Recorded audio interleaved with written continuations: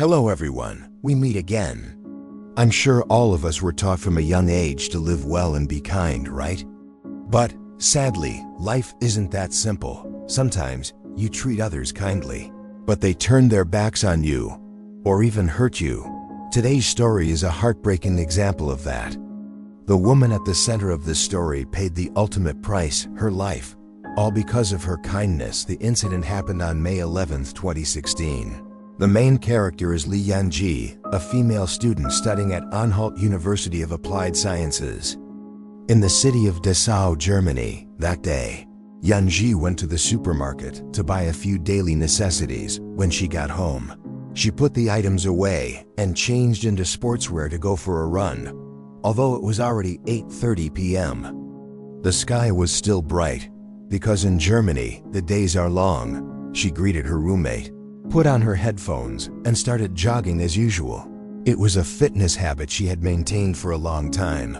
No matter how busy her studies were, she always tried to stick to this routine. Every time she went jogging, Yanji usually ran through the old town, past the museum, and then through the city park.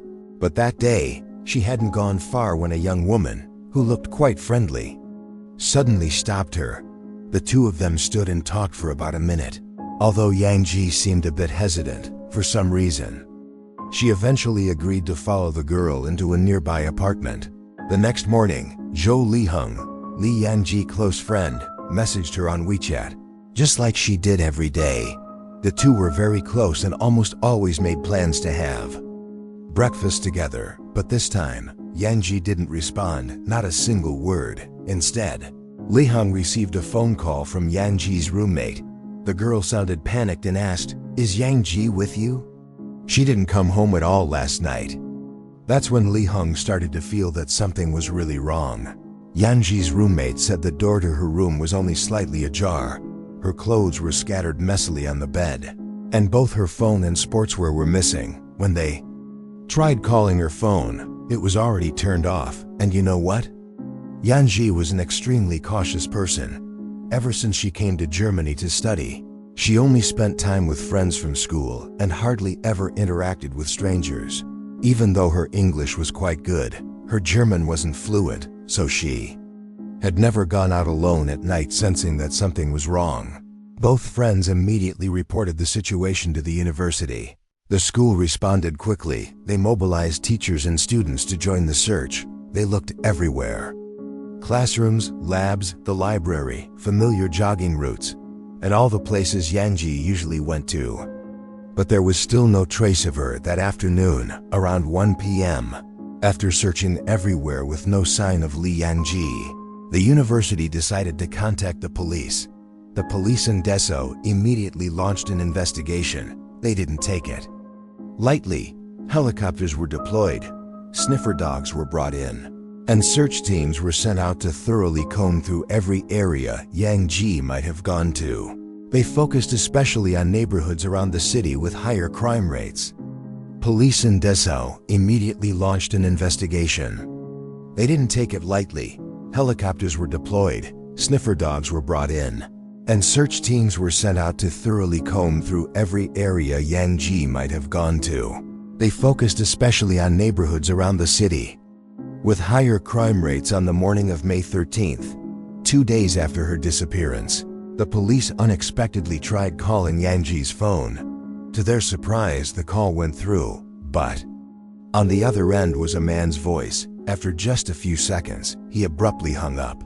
The call was too short for the police to trace the signal. Around 11 a.m. that same day, a construction worker made a shocking discovery at a worksite.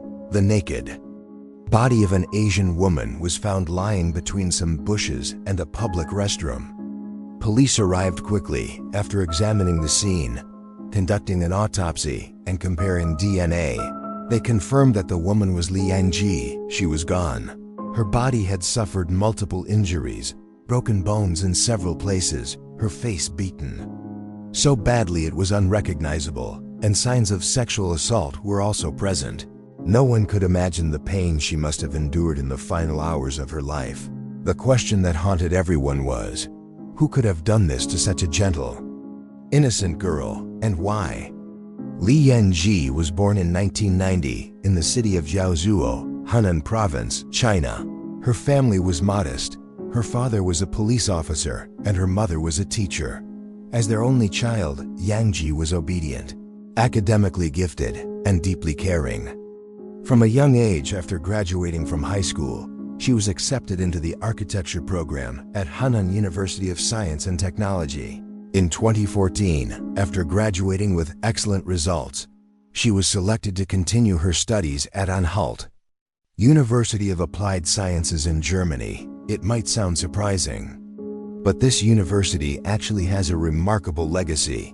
It's the birthplace of the famous Bauhaus School, the cradle of modern architecture and art.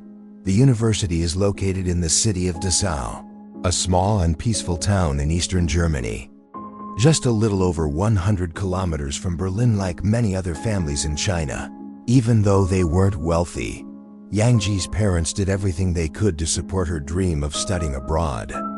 The day she received her admission letter, the whole family was so overjoyed they burst into tears. Her parents took her all the way to Beijing International Airport.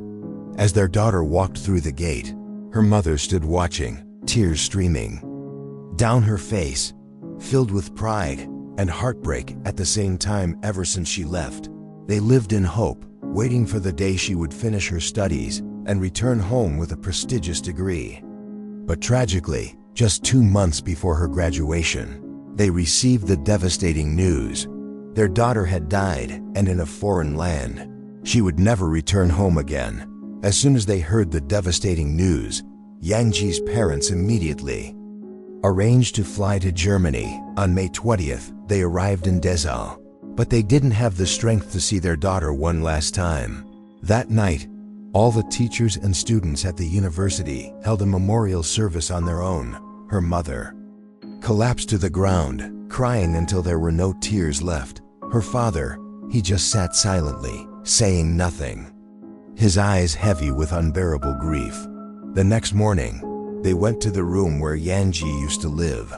Seeing the belongings their daughter had left behind, the couple could only stand in silence. The room was still there, but the one who lived in it was gone forever. Li Yangji's father was a veteran criminal investigator in China, with countless cases under his belt. So as soon as he arrived in Germany, he requested to visit the crime scene together with the police. The Dessau police stated that the area where the body was found had been tightly sealed off. They had thoroughly searched the entire vicinity, even the landfill. Among more than 50 tons of garbage, they discovered some pieces of clothing, which turned out to belong to Li Yangji. DNA testing confirmed that the samples matched those from the victim's body, but the strange thing was, there was no data in the German police system indicating any trace of a suspect. It was as if everything had hit a dead end. Even so, the instinct of a father and a seasoned investigator told him that something was very wrong. He began walking repeatedly between the apartment where his daughter had lived and the place where her body was found. And then, he noticed something important. The location where her body was discovered was right near the route his daughter regularly jogged. If this had been a premeditated murder, why would the killer be foolish enough to dump the body so close to the original scene? Wouldn't that be like walking straight into a trap? That's when he started to suspect, could the perpetrator be someone who lived nearby? Maybe this wasn't a carefully planned crime, but something that happened suddenly and unexpectedly. He immediately shared his theory with the police. At first, they were surprised. Up until then, they had assumed the place where the body was found was just a dumping site, not the actual crime scene. But after hearing his analysis, the police started to realize it made sense. Right after that, they sent officers to investigate all the residents in the surrounding area. However, after nearly 10 days, the case was still at a standstill. There were no valuable leads. Just when everyone was worried that the case might be reaching a dead end, a young couple unexpectedly showed up at the Dessau police station to report something. They said they knew some details that could be directly related to Li Yangji's death, and what they revealed next left everyone in shock. The two were Sebastian Fletcher and Xenia Lang, a couple in their early 20s. Xenia was born in 1997 and already had 3 children. 2 of them with Sebastian. Sebastian was born in 1996. Neither of them had gone to university, in fact. They hadn't even completed Germany's mandatory 12-year general education program. With no jobs and no income, they lived off financial support from their parents, who had rented them an apartment. And that apartment was located right next to the spot where Li Yanji's body was found. Sebastian recounted that on the evening of May 10th, the night before Yanji went missing, he was at home watching cartoons. At that time, his girlfriend, Xenia, was out for a walk when she happened to see Li Yanji jogging. Xenia took notice of Yanji because she was just too pretty then, and this was the most shocking part. Xenia invited Yanji to join in what she called a group game, and no one could have expected. Yanji actually agreed. After that, the two of them returned to the apartment where Sebastian was waiting, and they played around together for some time. Sebastian even claimed that afterward, Yanji had suggested meeting again, but when they heard that she had died, they became afraid the police would find their DNA on the body and mistakenly think they were involved. So the two decided to go to the police station voluntarily, hoping to explain everything before being named as suspects. After hearing Sebastian and Xenia's statements, the Dessau police began verifying their claims. They conducted DNA tests on Li Yanji's body, and the results showed that Sebastian's DNA was indeed present inside the victim. At this point, the case began to take a turn. Given the public outrage surrounding the incident, the police immediately took the couple into custody for further investigation. Up to that moment, the way the Dessau police handled the case was seen as methodical and by the book, but then things started to get strange. At noon on May 24th, prosecutor Frank Pieperman held a press conference that stirred controversy. He announced that the 2 suspects had been arrested, but then added that it was still unclear whether they were actually the perpetrators. Everything seemed normal until he revealed a detail that left everyone stunned. According to him, the victim, Li Yanji, had willingly participated in group sexual activity with the 2 suspects. That statement was like a knife to the heart of those grieving the young woman's death. Many people were outraged. Li Yanji's family was devastated. They couldn't believe that, even after her death, their daughter still had to endure humiliation and baseless judgment. And from none other than an official government press conference, teachers and students at the university all spoke up to defend Li Yanji. Everyone described her as kind, modest, and private, someone who led a quiet, disciplined life. Her friends also shared that her German was very limited. She struggled even with basic communication. How could she possibly have agreed to take part in a game with 2 strangers when she couldn't even understand what they were saying? Shortly after, a friend of Li Yanji went to the Dessau police station and provided a crucial piece of information. On the evening of May 10th, the same time the 2 suspects claimed they had spent time with Li Yanji, this friend had seen her at the central station and even chatted with her for a while. Another friend was also present and confirmed the encounter, but what outraged the public even more was this. Why did the police rush to announce such unverified statements? Why did they allow the reputation of a victim to be so severely damaged in the media, based solely on an unproven verbal testimony? What were they hiding? Or were they trying to divert public attention? Clearly, from the very beginning, the investigation had gone seriously off track. If it hadn't been for the determination of Li Yanji's father, a man with years of experience in criminal investigation, the case might have been forgotten, and his daughter's reputation would have been tarnished forever. That press conference ignited a wave of public outrage. Media outlets in both China and Germany reported heavily on the case, but many articles used unverified information, leading readers to misunderstand the victim. The outrage quickly spread. The Chinese student community in Germany rose up in protest, stating that The prosecutor had made irresponsible statements. The Dessau police failed to collect and hand over evidence in a timely manner. And worse, there were even signs of covering up the crime as public outrage continued to grow. The case of Li Yanji also began receiving increased attention from the media. And this time, the press fulfilled its proper role. They started digging into the secrets behind the case. And what was uncovered afterward was truly chilling. Sebastian Fletcher, one of the main suspects, was no ordinary person. His biological mother was a senior official in the Dessau Police Department, and his stepfather was the chief of the Dessau Police, the very unit directly in charge of investigating Li Yanji's case. An investigation led by the suspect's own family. It sounded suspicious from the start. And once this truth came to light, it immediately sparked a wave of public doubt. Was the police deliberately covering up the truth? Could this be a case of systematic protection, carefully orchestrated to shield their own people? Even more disturbing, this wasn't Fletcher's first brush with crime. The media uncovered that he had been linked to over 40 incidents, ranging from harassment and theft to abusing women. And yet, he was never seriously punished. He remained free, untouched, until the day he turned himself in. By May 2016, outrage had spread across Germany. Not only Chinese international students, but also the wider Chinese community in Germany, along with many German citizens, rose up to demand justice. They stood united. The police must punish the criminals. The victim's honor must be restored. Finally, under immense public pressure, the authorities were forced to act.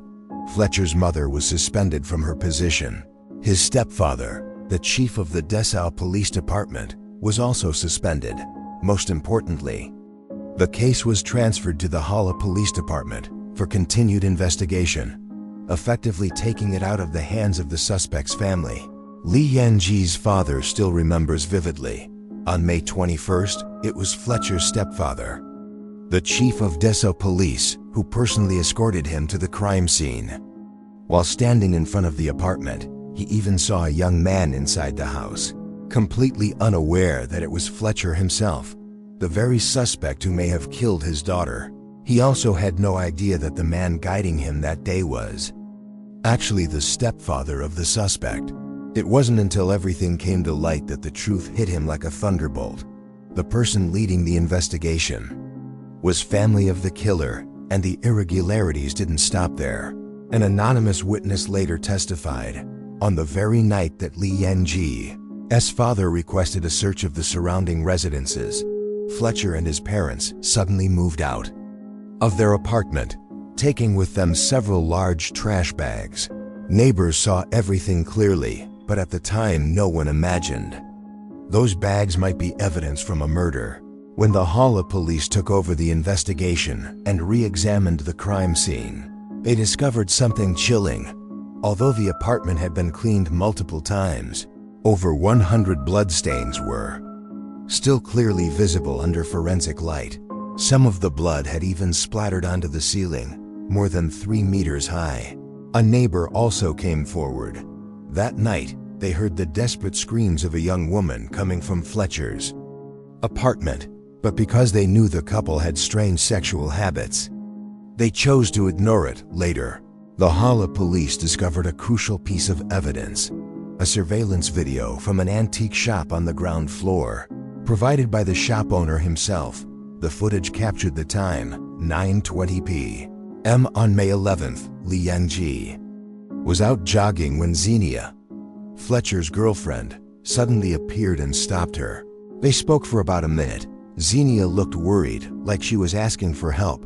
Li hesitated for a few seconds, then agreed to follow Xenia into the apartment, and that was the last time anyone ever saw her. At 2:30 a.m., Fletcher stepped out of the apartment and wandered around the area, as if he were looking for something. Then he returned home. Li Yanji never came out again. Asterisk with all that evidence, DNA, surveillance footage, even eyewitness testimony.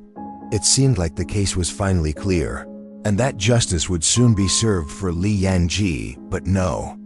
Things weren't that simple. The story took another unexpected turn when Fletcher's parents spoke out, claiming that the reason their entire family moved out right after the incident was because the apartment had mold, which could affect their son's health. It sounded plausible until the landlord immediately refuted their explanation. A professional inspection report confirmed that there were no signs of mold or dampness in the apartment at all. Not only that, the landlord also revealed, right after the incident, Fletcher paid 6 months' rent in advance and specifically requested that no one else be allowed to rent the apartment afterward, a move far too suspicious. If he were truly innocent, as the investigation continued, police uncovered even more suspicious details from phone data. On May 12th, just one day after Li Yangji disappeared, Fletcher called his mother over 10 times, an unusually high number, and right before turning himself in, he had a 40-minute phone call with her. The deeper they dug, the more tangled the connection between family police suspect appeared. Public suspicion grew louder. Was there a hidden force protecting Fletcher from justice? On November 25, 2016, the official trial began. Fletcher's parents hired a seasoned lawyer, demanding that their son and his girlfriend keep their faces hidden in the records, remain completely silent, and let the lawyer answer all questions. On their behalf, the defense immediately attacked the prosecution's weakest evidence, the surveillance video from the antique shop. They argued, the video does not show Fletcher committing any crime. It does not prove that Li Yangji was harmed inside the apartment, and using surveillance footage from a public area could violate privacy rights, making it inadmissible as official evidence. It sounds reasonable, but justice cannot rely solely on technicalities. It must consider the bigger picture. The prosecution responded with a series of sharper pieces of evidence. A few days before Li Yangji disappeared, Fletcher searched for keywords related to kidnapping and beating Asian women. On the night of the incident, he looked up ways to dispose of a body in both suspects' phones. Police found numerous videos containing deviant and violent content, combined with browsing history and footage from surveillance cameras, all painting a clear picture of criminal intent. Then, a major turning point happened. At the 10th court session, Xenia, Fletcher's girlfriend, started to crack. It seemed she could no longer bear the pressure and the weight of guilt. She began to tell the truth. Since childhood, Xenia had been abused by her stepfather. She lived with feelings of shame, low self-esteem, and despair. When she grew up and met Fletcher, who at first made her feel loved, Xenia tried to please him unconditionally. Even when his demands became strange and twisted, if she didn't obey, Fletcher would beat her, threaten her, and even control her both mentally and physically. She became part of the criminal plan. Not out of complicity, but because of fear, dependence, and complete manipulation. That night marked the beginning of a crime no one could have imagined. Fletcher asked Xenia to find someone to join the game with them. Then Xenia, under the guise of a vulnerable girl, tricked Li Yangji by saying she needed help moving a large box inside the house. Li Yangji, just like many kind-hearted people, agreed without any suspicion, and the moment they stepped into the apartment, Fletcher immediately rushed out and restrained her. A terrifying night began from that moment. Throughout that long night, every time Li Yangji tried to struggle or resist, she was met with brutal violence and inhumane torment. When everything finally ended, Xenia went upstairs to take a shower, but when she came back down, she saw the floor covered in blood. Xenia panicked and asked her boyfriend what had happened. Fletcher coldly replied, "She's not breathing anymore because she didn't obey." Those words shattered the hearts of anyone who heard them. And then, as if it were something ordinary, they wrapped Li Yangji in a garbage bag. From the second-floor window, in the silent night, they threw it down. As for Fletcher, he went out for a walk, but in reality, he was checking to see if the body was well hidden at the trial. Xenia's lawyer tried to paint her as a pitiable girl, controlled by her boyfriend. Living under pressure and with a tragic past, they pleaded with the judge to consider a lighter sentence. But the public raised a big question. Was Xenia truly a victim, or was she the one who led Li Yangji into that deadly trap? The prosecution fired back immediately. If it weren't for Xenia's persuasion, Li Yangji wouldn't have entered that apartment. After the crime, Xenia didn't report it, but accompanied Fletcher to surrender, even trying to cover up the truth. And most importantly, the forensic doctor found a clump of Xenia's hair on Li Yangji, proving there was a struggle between them. If Xenia was just a pitiful victim, then how do we explain this? Fletcher's lawyers took a different approach. They claimed Fletcher was also a victim, suffering from psychological issues even more serious than Xenia's. They tried hard to persuade the court to hand down the lightest possible sentence, but there was no apology, not a single tear for the victim. None of them, from start to finish, ever said, "I'm sorry," on August 4, 2017. After 35 court sessions, the Dessau court sentenced Fletcher life imprisonment without parole. Charges: murder, sexual assault, and multiple other offenses.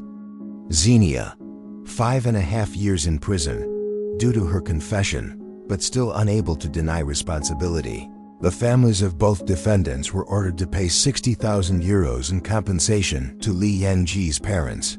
The court declared there was insufficient evidence to convict Fletcher's parents, although suspicions remained. In Germany, life imprisonment is the highest sentence since the death penalty has been abolished.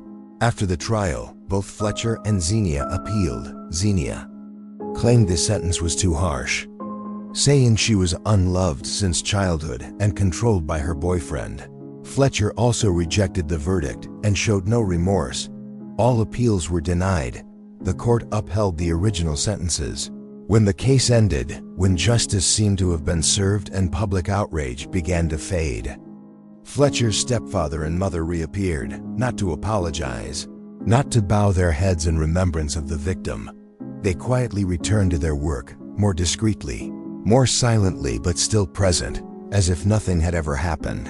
And then, while everyone was lighting candles to remember Li Yangji, a lavish party was held, with fine wine, laughter, evening gowns, and stage lights. It was the grand opening celebration of a new vineyard owned by high-ranking police officials. Celebrities and some of the most powerful figures in the city attended. No one mentioned the case. No one spoke of the death of a young woman, a source revealed right at the early stages of the investigation.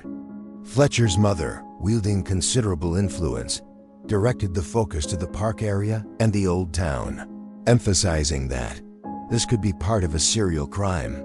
And so the investigation team overlooked searching Fletcher's apartment, a place everyone knew was connected to an influential figure within the system. Could this be why Li Yangji lost the chance to be found sooner? Could it be that without that interference, things wouldn't have spiraled this far? This case left a deep scar on society.